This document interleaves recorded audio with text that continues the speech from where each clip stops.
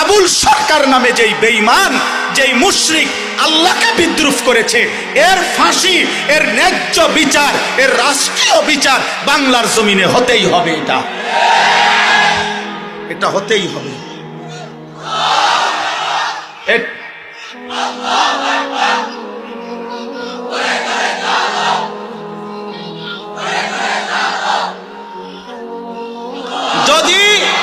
যদি আপনাদের মধ্যেও কোনো মুসলমান শুনে থাকেন আর আপনার বিবেক যদি বলে এটা অন্যায় না, এটা অন্যায় নয়, আপনাদের বিবেক যদি বলে, তাহলে আমার বিচার ওই বাজারের মাঝখানে 4 রাস্তার মোড়ে যেই বিচার হবে আমি সেই বিচার মেনে নেব।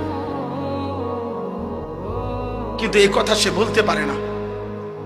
এই জন্য আমরা বারবার বলি, আল্লাহর নবী বলছেন এমনিতেই স্বাভাবিকভাবে বাদ্য গান এটা এমনিই প্রকাশ্য হারাম।